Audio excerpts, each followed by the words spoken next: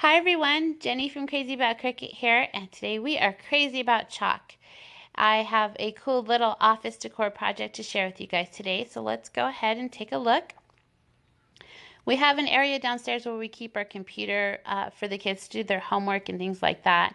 And I wanted to also have something where we could share reminders or notices about things, but I didn't necessarily want to have a big, huge message board. So I thought the typewriter transfer would be perfect.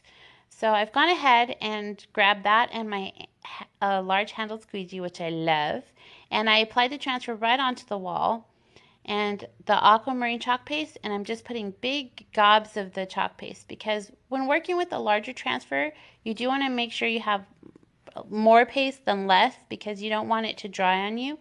So I'm just putting gobs of it, and this is where the handled squeegee really comes in handy because it covers a large area, so you're able to spread the chalk paste and not have it dry out on you. And then you can just go back here and, like I did, and take the excess off and just put it back in the container. So now I'm ready to lift that transfer off. And you can see how it turned out. Ta-da! So perfect. I was so happy with how it came out. Now I've done the transfer and chalk paste on different spots on the walls in my house. If you're not sure how it will look on your walls or affect your walls, try it out on a hidden spot and make sure that it works on your wall surfaces. If there is any kind of ghosting, which means you can slightly see the image, you can just take a Mr. Clean eraser, and for me it came right off my walls. No damage or anything done.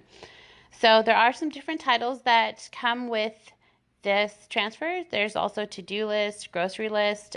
So I just used the word announcing because that worked for what I was doing for this project. And then I cleaned off some of the chalk paste that I got on different outside of the transfer.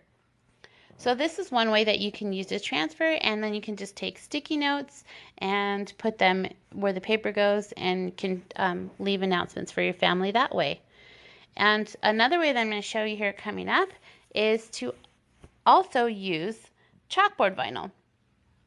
And what I did here, and you'll take a look right here, is I cut the size of the paper on the chalkboard transfer, and then I went ahead and laid the chalkboard, or the typewriter, directly on top of the chalkboard vinyl and just did that part of the transfer over again, so that way it looks just like the paper is in the typewriter. I thought that turned out pretty cool.